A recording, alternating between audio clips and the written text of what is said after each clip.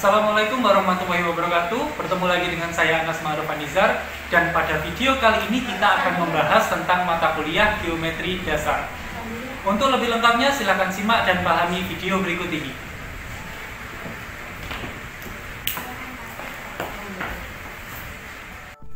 Oke, kita lanjutkan materi kita. Pada pertemuan kali ini kita akan belajar tentang bangun konveks. Untuk yang pertama ya, kita akan belajar tentang bangun konveks.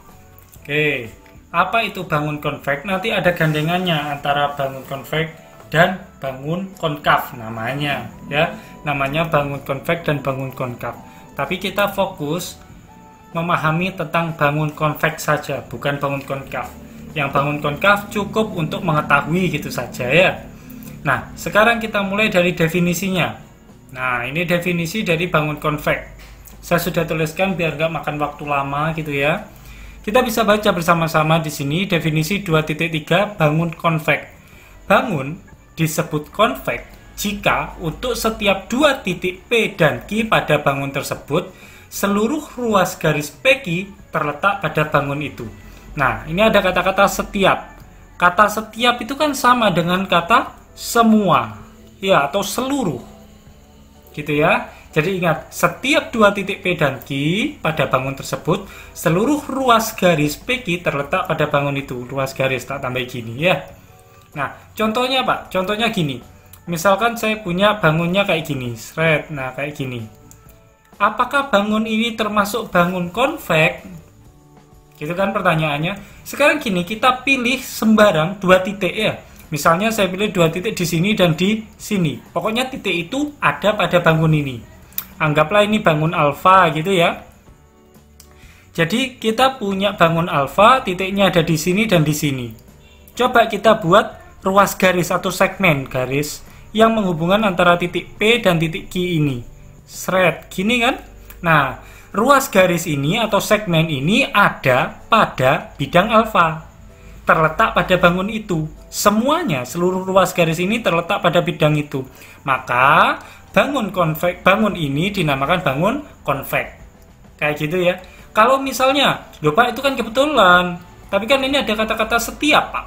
Kalau misalnya saya ambil titik di sini dan di sini gimana? Sama saja kalau dihubungkan, seret kayak gini ya, tetap ruas garis itu atau segmen ini ada pada bangun ini, ada pada bangun alfa.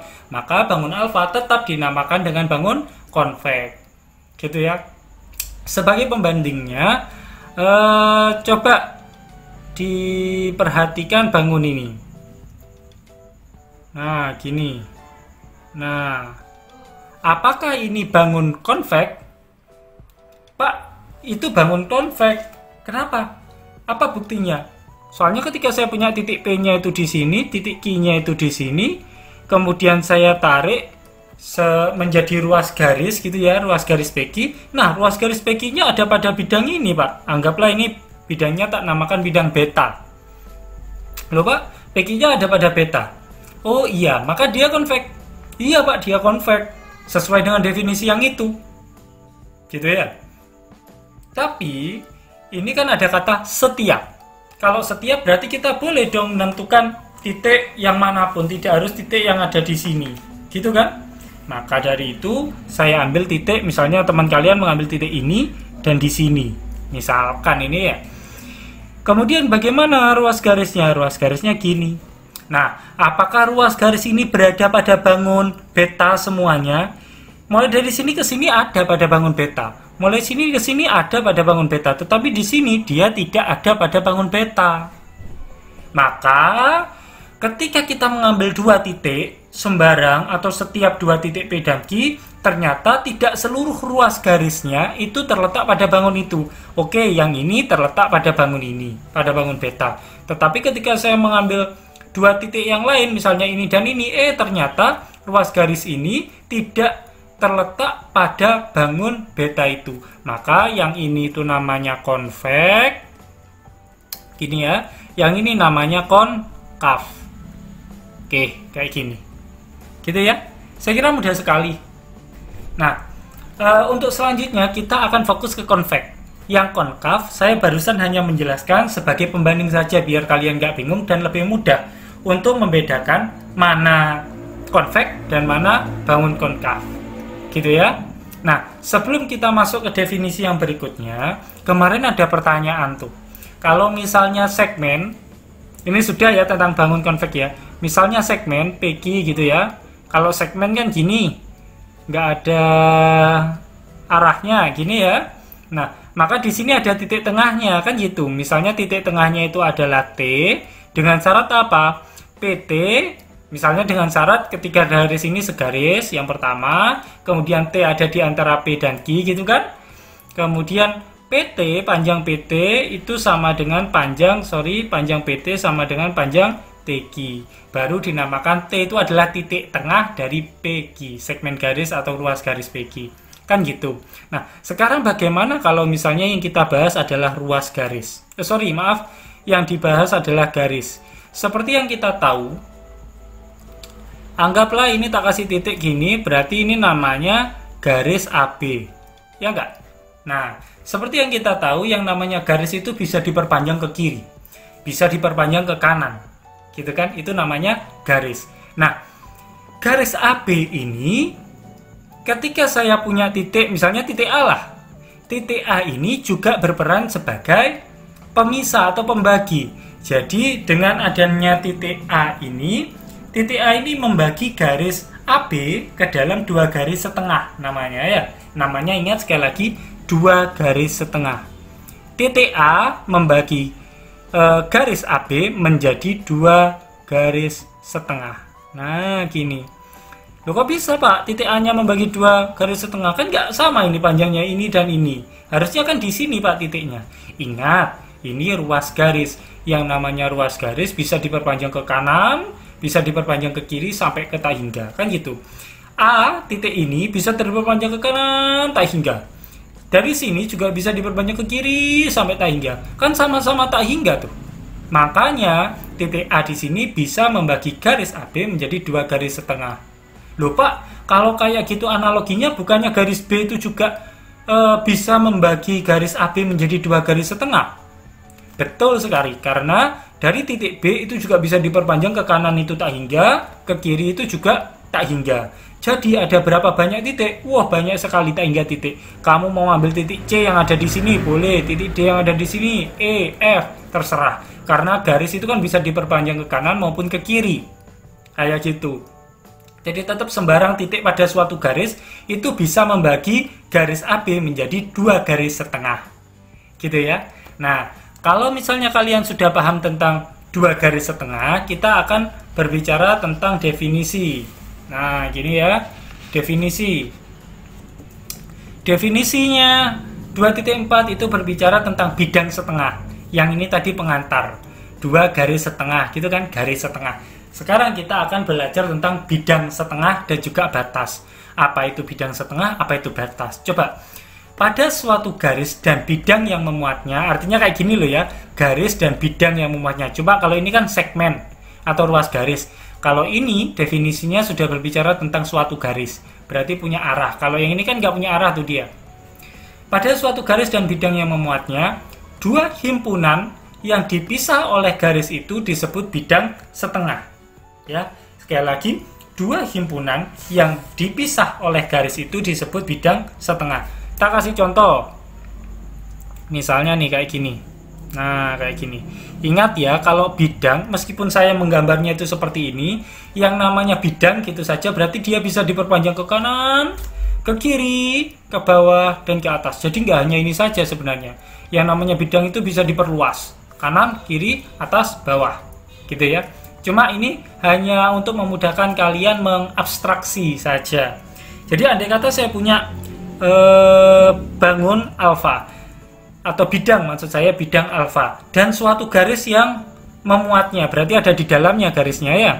Anggaplah garisnya gini, seret kayak gini. Ya, garis berarti ada anak panahnya. Tak kasih nama ini garisnya, ini A, ini B, berarti garis AB. Kan gitu. Nah, sekarang tak kasih tahu, dua himpunan yang dipisah oleh garis itu disebut bidang setengah. Mana Pak maksudnya dua himpunan yang dipisah oleh garis itu? Maksudnya yang namanya garis itu kan juga bisa diperpanjang ke sini dan ke sini, ke pojok atas ini, ya enggak? ke arah kanan maupun ke arah kiri. Begitu juga dengan bidang, bisa terbang kanan, kiri, bawah, atas, gitu kan. Nah, garisnya juga diperpanjang demikian. Maka nantinya ada dua bagian nih. Bidangnya menjadi terparuh menjadi dua, yaitu bidang yang ada di sini dan bidang yang ada di sini. Anggaplah yang ini bidang 1, yang ini bidang 2. Gitu ya.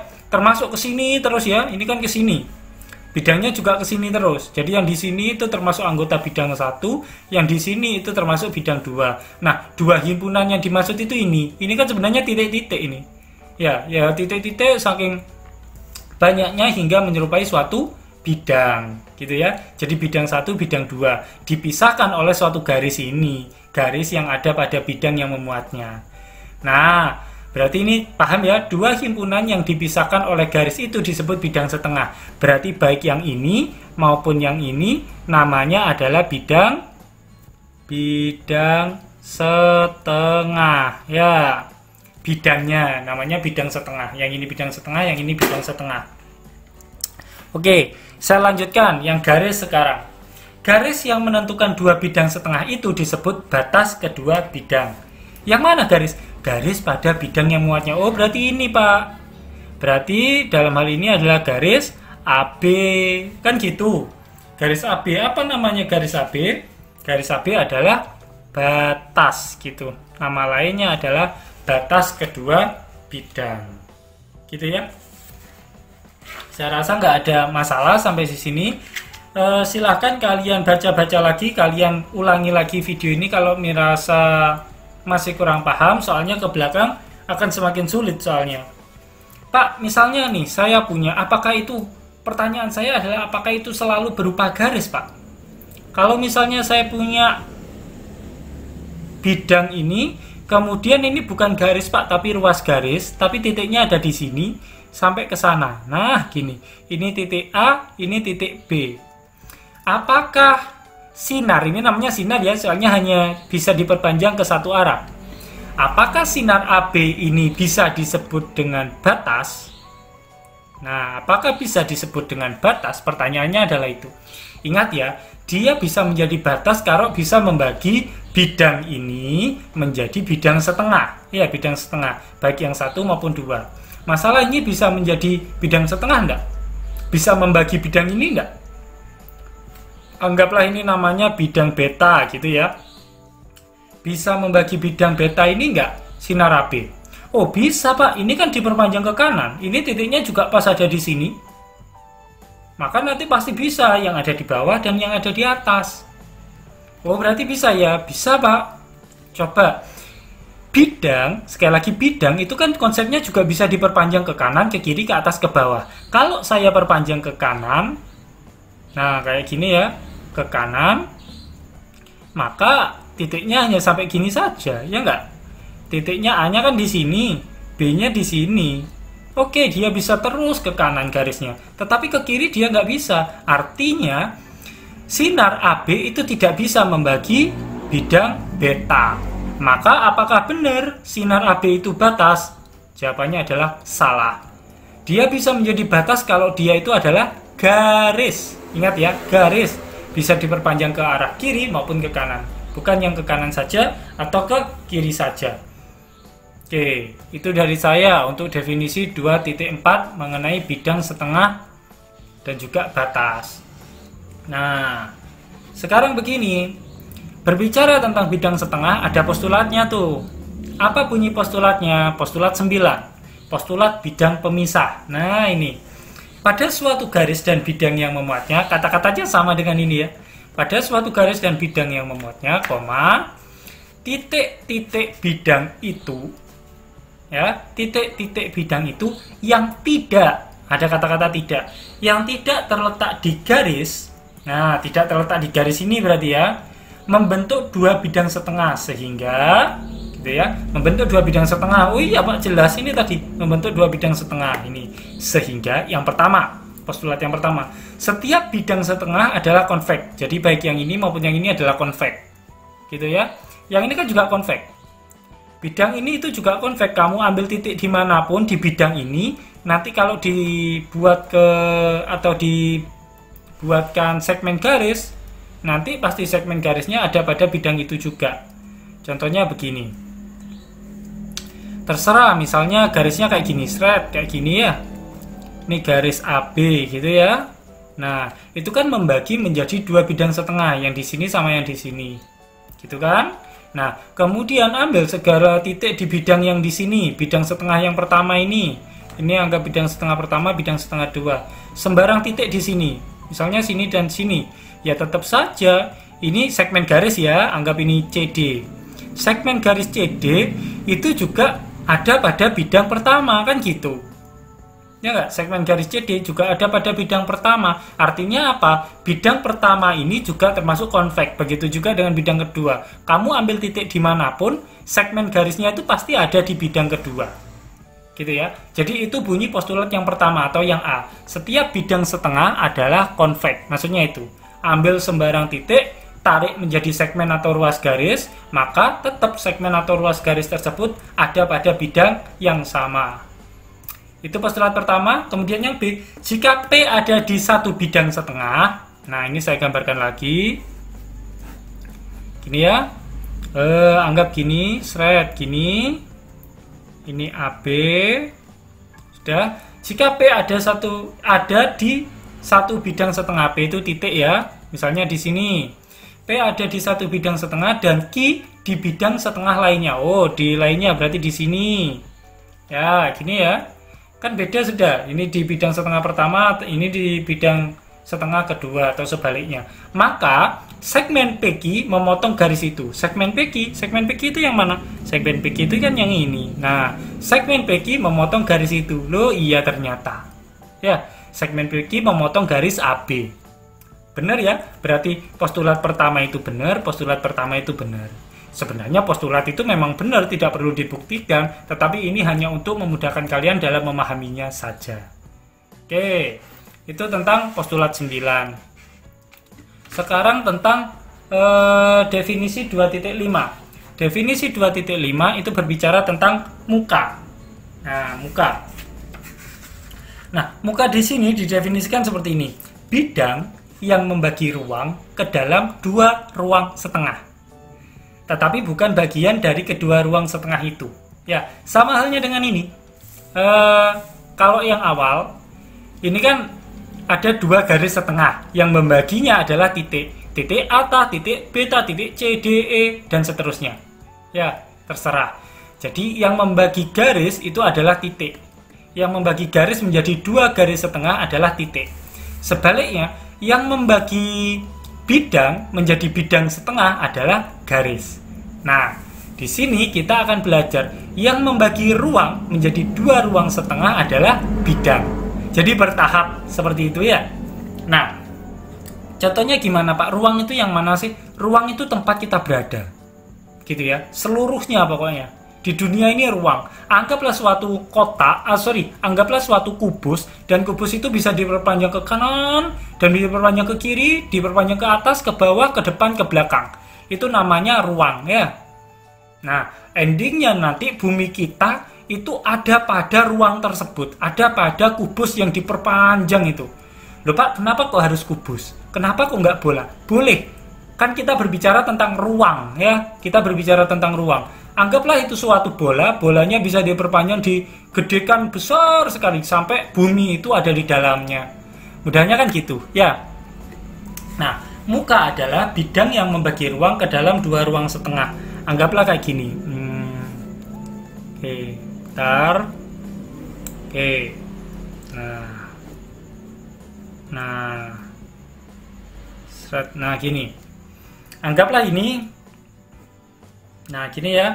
Anggaplah ini bidang alfa. Nah, bidang alfa. Yang ini sebenarnya bukan bidang, yang ini hanya untuk menggambarkan saja.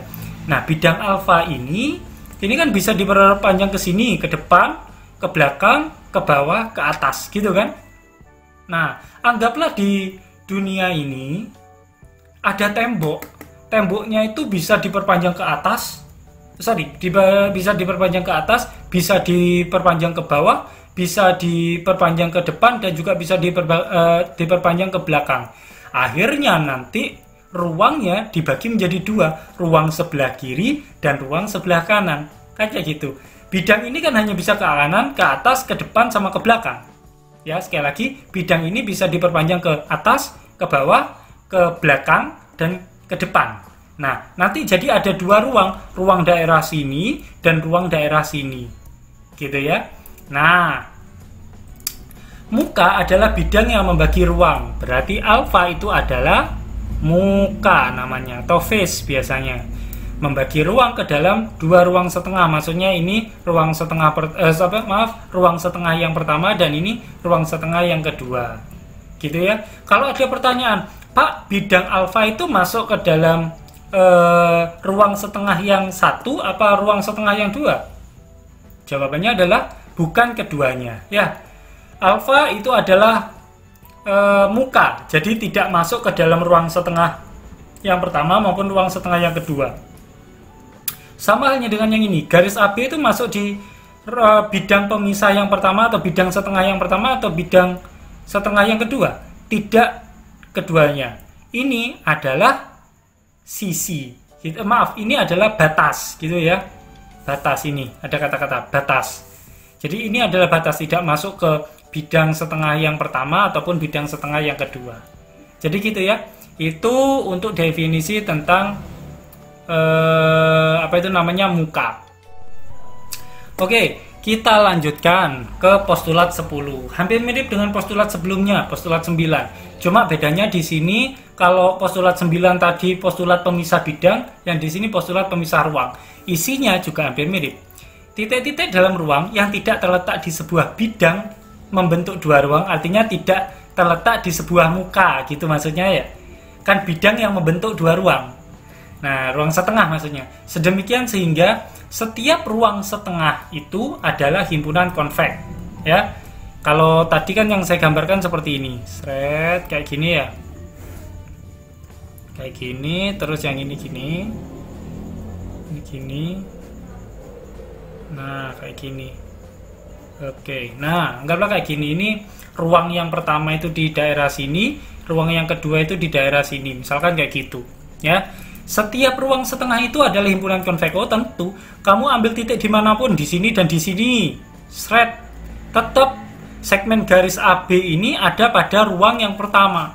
Kamu ambil di sini dan di sini, misalnya, tetap CD ya. Segmen garis CD ini juga ada pada ruang setengah yang kedua.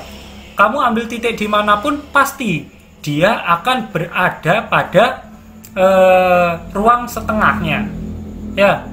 Nah, maka karena dia selalu ada pada ruang setengahnya, maka setiap ruang setengah itu adalah himpunan yang konveks, gitu ya. Itu yang pertama. Sama kayak tadi, kalau yang tadi kita berbicara bidang, yang ini ruang, gitu saja, simpel sekali. Jika P di satu ruang, anggaplah P-nya itu di sini. Ini P. Melayang ya, nggak ada di sini, nggak ada di bidang ini, bidang yang datar. P-nya di sini. Soalnya kan kita berbicara tentang ruang. Ruang itu kan melayang pun boleh. Anggaplah ada di tengah-tengahnya kubus, itu kan melayang berarti ya. P-nya itu di sini, Q-nya itu di sini. Ya, Q di ruang setengah lainnya. Maka PQ memotong bidang itu. Coba, shred. Nah, kan gini nanti. Nah, gini nanti. Nah, pokoknya memotong di sinilah intinya gitu. Nah, gini. Ya, kan memotong bidang ini tuh. P dan Q. Atau segmen garis PQ, maksud saya memotong bidang ini. Anggaplah ini bidang alfa. Nah, itu yang kedua. Jika P di satu ruang, Q di ruang lainnya, maka PQ memotong bidang itu. Nah, itu bunyi postulat 10, postulat pemisah ruang. Saya kira mudah ya. Saya lanjutkan. Nah, kita sudah beralih ke topik yang berikutnya, yaitu sudut dan segitiga. Oke. Nah, apa itu sudut? Apa itu segitiga juga? Nanti kita bahas satu-satu. Yang pertama kita bahas tentang definisi sudut dulu. Definisi sudut ya. Di sini kita bisa baca. Sudut adalah gabungan dua sinar garis. Ingat ya, bukan garis, bukan juga segmen garis, tetapi sinar. Sudut adalah gabungan dua sinar garis berbeda yang titik pangkalnya itu berimpit. Kedua sinar garis tersebut disebut sisi sudut, titik pangkalnya disebut titik sudut. Maksudnya seperti apa sih? Coba kita pelajari dari yang awal. Sudut adalah gabungan dua sinar garis ya. Dua sinar garis berbeda yang titik pinggirnya berimpit. Sinar pertama itu ke sini. Ya, ini sinar pertama. Tahu gini. Ini A, ini B. Nah, gini. Kan sinar toh? Berarti arahnya cukup satu. Ya enggak? Ini sinar yang pertama. Sinar yang kedua itu ke sini. Sret. Nah, ini sinar kedua namanya. Anggaplah di sini titiknya C, kayak gitu. Nah, ada dua sinar berbeda, jelas ya berbeda ya. Titik pinggirnya titik pangkalnya berimpit. Jelas ini titik pangkalnya berimpit di A. Nah, kedua sinar garis tersebut jadi baik itu AB atau AC, sinar AC itu namanya sisi sudut. Ya, itu ya. Namanya sisi sudut. Titik pangkalnya disebut titik sudut, itu maksudnya yang ini. A itu disebut titik sudut. Nah, kayak gini. Ya, hanya disebut titik sudut. Mungkin itu tok yang bisa dipelajari dari definisi 2.6. Mudah ya? Saya kira mudah. Nah, terus begini, sebelum saya lanjut, saya akan kasih notasi-notasinya ketika kalian mau menyebutnya sudut ini. Sudut ini itu apa? Ini itu sudut apa namanya? Ini kan sudut namanya ya. Nah, kalau kalian mau menyebut sudut ini, kalian bisa menyebutnya menjadi sudut BAC. Jadi sudut yang dibentuk dari titik B ke A ke C. Maksudnya gitu. Jadi BAC. Notasinya seperti ini. Cara bacanya sudut BAC. Pak, boleh enggak? Kalau misalnya saya sebut itu sudut CAB, boleh enggak?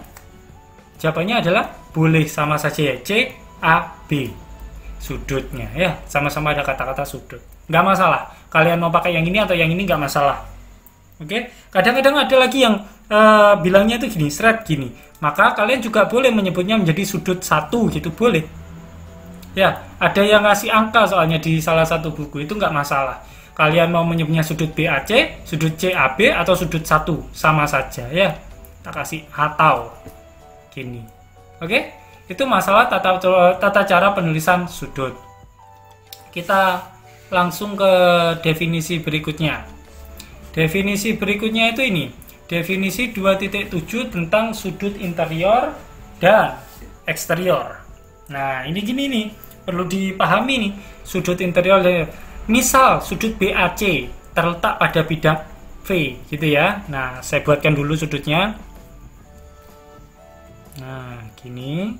Ingat ya, ini adalah suatu sinar. Jadi bisa diperpanjang ke satu arah. Nah, oke. Dah. Misal sudut BAC terletak pada bidang V. Jadi bidang ya, bidang sini. Ini bidang ini ke sini. Bisa diperpanjang ke kanan, kiri, atas, bawah. Nah, titik P pada bidang V dalam interior, namanya dalam interior pada sudut BAC jika dan hanya jika. Nah, ini suatu titik itu bisa dikatakan dalam interior pada sudut BAC jika dan hanya jika. Itu ini syaratnya. Ada 1 dan 2, ini syaratnya. Syarat yang pertama, P dan B ya, P dan B adalah pada sisi yang sama dari garis AC. AC itu kan yang ini. Karena AC itu sinar, bukan garis ya, sinar AC. Karena AC itu sinar, berarti bisa diperpanjang ke sini. Nah, P dan B itu harus berada pada daerah yang sama dari sinar AC. Kalau B-nya ada di sini, berarti P-nya itu juga ada di daerah yang sama, yaitu di sini, di atas sini. Ya, di sini boleh Pak? Boleh. Di sini boleh Pak? Boleh. Di sini boleh. Di sini nggak boleh. Kalau di sini nggak boleh, kenapa? Karena berbeda sisi. Di sini syaratnya adalah P dan B adalah pada sisi yang sama. Berarti harus di daerah sini. Kalau di sini Pak, boleh. Ya, di sini boleh. Loh, boleh tak Pak? Meskipun ada di luar garis AB, sinar AB, boleh. Syarat pertama kan hanya bilang P dan B adalah pada sisi yang sama dari AC. Patokannya yang ini. Kalau yang syarat pertama ya, patokannya AC. Entah itu ada di sini Nggak masalah, kan ada pada sisi yang sama, yaitu di atasnya garis atau sinar AC, nggak masalah. Tetapi di sini ada dan, maka ada syarat kedua yang juga harus dipenuhi. P dan C pada sisi yang sama dari AB. Ya, P dan C itu berarti titik C, dan titik P yang dimaksud itu harus berada pada sisi yang sama dari sinar AB. Nah, sinar AB itu kan ke sini. Berarti harus ada di daerah yang sama. Karena C-nya itu di sini, berarti harus ada di daerah sini. Nggak boleh ada di daerah sini. Oh, Pak, kalau gitu tadi kalau saya pilih titik P di sini, maka dia memenuhi, misalnya ya, anggaplah ini P1. Misalnya saya tadi memilih P1 titik itu yang di sini, maka dia memenuhi di syarat pertama ya, Pak. Soalnya P dan B ada pada sisi yang sama dari sinar AC. Benar ya, ada pada sisi yang sama, yaitu ada di atasnya. Tetapi di syarat kedua, P dan C pada sisi yang sama dari sinar AB. Sinar AB itu kan di sini, sedangkan C-nya itu ada di bawahnya sinar, yang P-nya ada di atasnya sinar. Nah, dia gagal di syarat yang kedua. Maka titik P1 itu bukan merupakan titik dalam interior pada sudut BAC. Gitu ya. Terus Pak, contoh titik yang memenuhi dua syarat ini itu ada di mana? Contohnya ada di sini misalkan. Misalnya ini P2. Coba P2 dan B adalah pada sisi yang sama dari sinar AC. Sinar AC yang di sini. Apakah B dan P2 ada pada sisi yang sama? Iya Pak, sama-sama ada di atasnya sinar AC. Oke, memenuhi.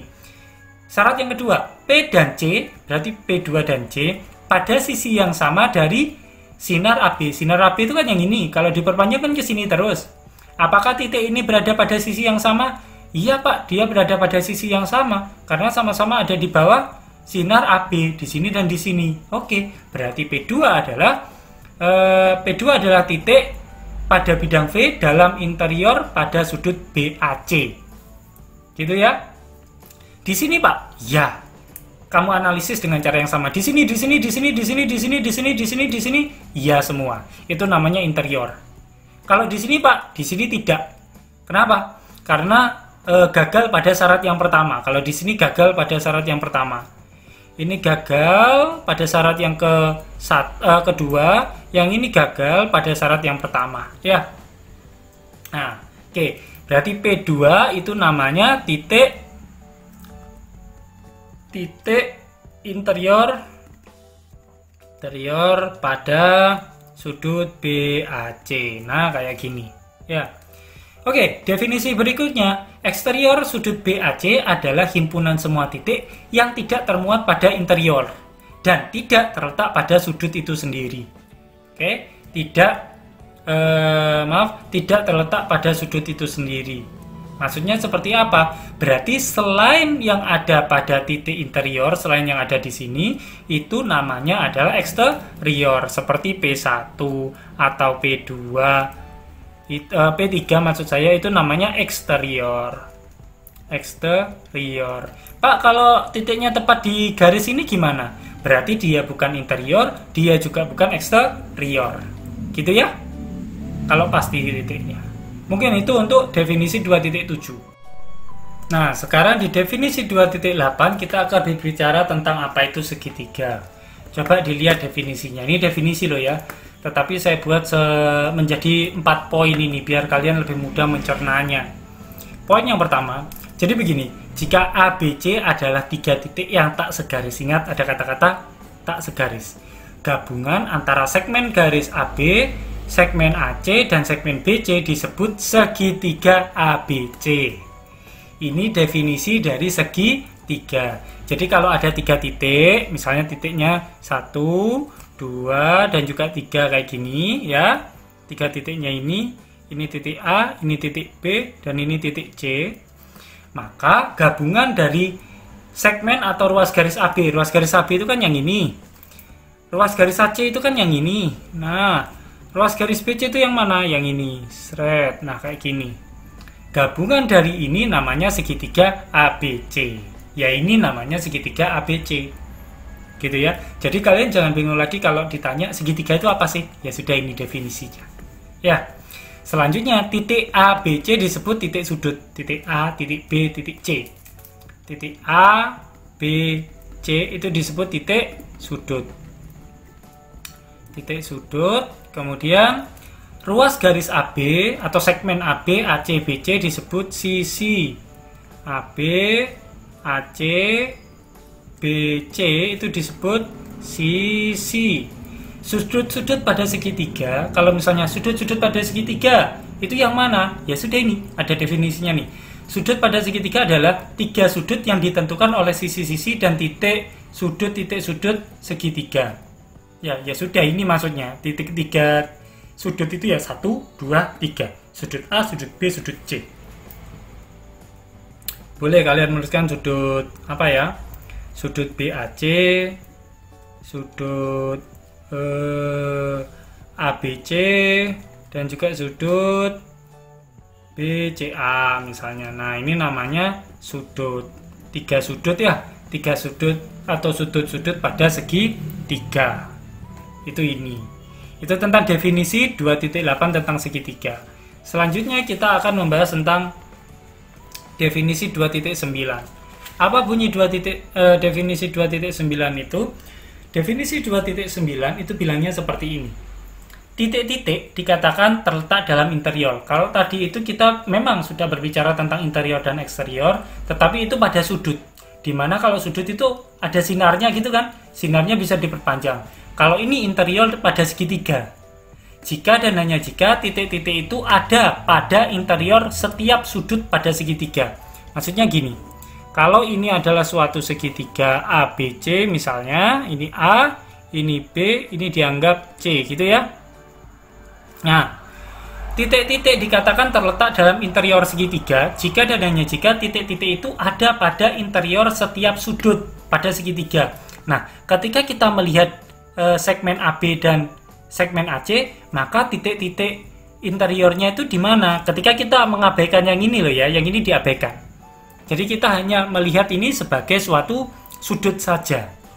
Ya, sudut saja. Jadi ini sinar, ini ke sini juga sinar. Maka titik-titik interiornya kan ada di daerah sini tuh. Nah, di daerah sini. Ya enggak? Di daerah sini semua. Itu kalau kita mengabaikan segmen garis BC. Nah, sekarang yang kita abaikan adalah segmen garis AB. Maka interiornya yang mana? Kalau segmen garis AB itu diabaikan, berarti kan cuma ada ini dan ini. Ini anggap sinar CB itu ke sana seterusnya, CA itu ke sini seterusnya. Maka titik interiornya itu yang mana? Titik interiornya itu yang ini nanti. Sret. Nah, ini nanti. Sret. Nah, kayak gini dan seterusnya. Nah, itu kalau kita mengabaikan ini. Yang ini tadi sudah diabaikan. Sekarang kalau mengabaikan yang ini, mengabaikan yang segmen AC, maka di sini kita punya sinar BA, jadi arahnya ke sini. Kita punya sinar BC, arahnya ke sini. Jadi ke sini dan ke sini. Maka titik-titik interiornya itu yang mana? Maka yang ini titik interiornya. Nah, dan seterusnya. Ya. Nah, sekarang titik-titik dikatakan terletak dalam interior segitiga jika dan hanya jika titik-titik itu ada pada interior setiap. Arti dari kata setiap adalah semua sudut pada segitiga. Artinya yang mana? Yang diasir 3 kali. Yang diasir 3 kali itu yang mana? Ya, yang ada di dalam segitiga ini. Gitu maksudnya ya. Saya gambarkan biar lebih rapi. Anggap ini lurus ya. Nah, gini berarti titik-titik yang ada di dalam interior segitiga itu mana? Ini maksudnya. Ini itu tak kasih nama I1, I2, I3 gitu ya. I4. Nah, gini. Ini namanya titik-titik interior yang ada dalam segitiga. Oke. Kemudian definisi berikutnya, titik-titik terletak dalam eksterior segitiga jika dan hanya jika titik itu sebidang dengan segitiga, berarti di daerah sini, tapi bukan bagian dari segitiga atau interior. Bukan bagian dari segitiga itu maksudnya bukan pada garis. Dan juga bukan interior, berarti bukan ada pada garis, bukan juga interior. Berarti yang mana? Yang di sini. Saya buat E1, E2, E3. Nah, ini titik-titik yang ada di sini itu namanya titik eksterior pada atau dalam segitiga. Gitu ya. Bisa ya membedakan antara titik interior dan eksterior baik untuk sudut yang lembar sebelumnya dan juga untuk segitiga yang ini. Oke. Kita masuk ke definisi 2.10 yaitu keliling suatu segitiga adalah jumlah panjang ketiga sisi segitiga. Mudah sekali ya. Yang namanya segmen garis itu kan punya panjang. Ya, segmen garis itu kan punya panjang A, B, C. Misalnya, segmen atau ruas garis AB itu panjangnya 4 cm. Segmen BC itu 5 cm. Segmen AC itu 7 cm. Misalkan ini ya. Berarti di sini 4 AB ya, di sini 4 cm, di sini 5, di sini 7. Maka yang dinamakan keliling segitiga ABC adalah jumlah. Ya udah dijumlahkan 4 tambah 5 tambah 7 sama dengan 16 cm. Selesai. Itu namanya keliling. Nggak ada masalah saya kira ya. Cuma keliling. Oke, selanjutnya yang terakhir. Maaf, maksud saya postulat yang terakhir pada materi ini. Pada materi ini postulat yang terakhir itu postulat 11. Maksudnya pada video ini gitu ya. Setiap sudut BAC bersesuaian dengan bilangan real antara 0 sampai 180. Maksudnya gini. Sudut-sudut kan ada yang gini. Oke, sudut loh ya. Ini B, titik B, ini titik A, ini titik C. Pasti di sini ataupun sudut nantinya itu sudutnya kayak gini. Nah, kayak gini. B atau jangan B lah. E, F, G. Nah, pasti sudut yang ada di sini dan yang ada di sini itu ada pada rentangan 0 sampai 180. Kalau 0 itu artinya berimpit gini ya. Jadi arahnya sama ke sana, berimpit. Jadi tidak membentuk suatu sudut atau 0. Ya, atau nanti ada lagi yang namanya 180 itu gimana? Titiknya di sini, ini E, F, G, H, I, J. Nah, yang IJ itu arahnya ke sana, yang IH itu arahnya ke sana. Jadi dua sinar berlawanan itu membentuk sudut 180 derajat. Gitu ya. Jadi yang ini 0 derajat, yang ini 180 derajat. Untuk ukuran sudut, yang ini maksudnya lo ya. Untuk ukuran sudut itu ada yang pakai derajat, ada yang pakai radian dan sebagainya.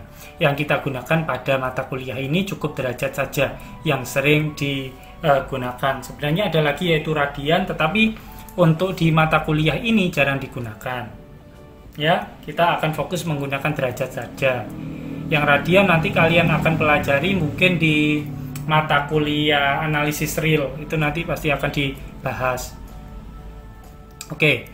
Kemudian bagaimana untuk menuliskan sudutnya? Misalnya sudut ini itu 45 derajat misalnya. Misalnya nih ya, sudut ini 45 derajat. Maka bagaimana cara menuliskannya? Kamu jangan langsung gini nuliskannya ya. Sudut BAC sama dengan 45 derajat. Ini adalah contoh yang salah. Ini kan bukan merupakan besar sudut. Ini hanya bilang sudut BAC gitu saja kan? Kalau mau menyatakan ukuran sudut ya sudah tambah gini.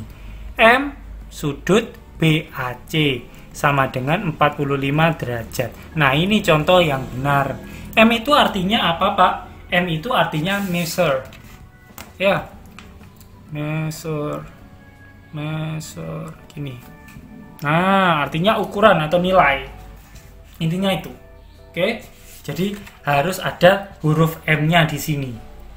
Sekali lagi harus ada huruf M-nya. Tetapi gini, Pak, ini benar. Ini benar kalau misalnya derajatnya dihilangkan. Ya, simbol derajat itu dihilangkan. Kenapa? Jika ukuran derajat digunakan dalam pernyataan aljabar, simbol derajat itu harus dihilangkan. Ya, simbol derajat harus dihilangkan. Kenapa? Ketika kita melakukan suatu bentuk aljabar itu satuan-satuan seperti derajat, sentimeter, yang ini itu harus dihilangkan. Tetapi diberikan lagi pada hasil akhirnya. sama dengan ini. M sudut BAC adalah 45. Andai kata ini berapa ya? 125. Ya sudah, besar atau ukuran sudut EFG adalah 125. Sudah gitu aja. Nanti baru ketika di soal itu pasti ada ukurannya itu derajat. Kalau di sininya itu pasti ada juga ukurannya derajat. Kalau menuliskannya menggunakan aljabar nggak perlu dikasih tanda derajat. Oke, gitu ya. Kalau kalian sudah paham tentang postulat 11, kita masuk ke definisi terakhir pada video ini, yaitu definisi 2.11, sudut kongruent. Dua sudut dikatakan kongruent jika dan hanya jika sudut-sudut itu memiliki ukuran derajat yang sama. Misalnya ini 30. Ini ya, ini A, B, C. Seret, seret. Oke, ini E, ini F, ini G. Ternyata ini juga 30 derajat. Ya, ternyata dua sudut itu sama, yaitu sama-sama sama-sama memiliki ukuran 30 derajat. Maka kalian bisa menuliskan kekongruenannya. Gimana cara menuliskan kekongruenannya? Maka di sini kan jelas ya, kalau mau menuliskan ukurannya M sudut A gitu aja boleh kok. Atau kalian boleh menuliskan M sudut BAC sama dengan 30. Ini kurang derajat. Ya, M sudut BAC sama dengan 30. M sudut FG itu juga sama dengan 30. Nah, untuk penulisan kongruen berarti cukup gini aja. Sudut BAC itu kongruen dengan sudut EFG. Nah, cukup gini. Kalau kongruen cukup menyatakan sudut saja, nggak perlu menambahkan simbol measure atau ukuran. Ya, cukup ini saja. Nah, ini kesepakatannya nih. Jadi jangan dilawan nih, soalnya kesepakatannya seperti ini. Gitu ya. Mungkin itu saja untuk materi kita pada pertemuan kali ini. Silahkan disimak baik-baik, soalnya ini konsep. Kalau dari isi, mungkin kalian paham. Pengukuran segitiga, pengukuran sudut itu paham di bangku SMA, tetapi ini menjadi konsep kalian. Bagaimana memahami apa sih sebenarnya sudut itu? Gitu ya. Jadi benar-benar dipahami. Mungkin itu saja dari saya.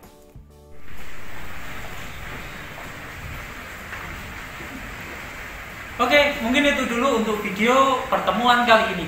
Silahkan catat apa-apa yang perlu kalian tanyakan, kemudian kita diskusikan pada saat waktu diskusi berlangsung. Itu dulu dari saya, kurang lebihnya mohon maaf. Saya Edi, wassalamualaikum warahmatullahi wabarakatuh. Mari,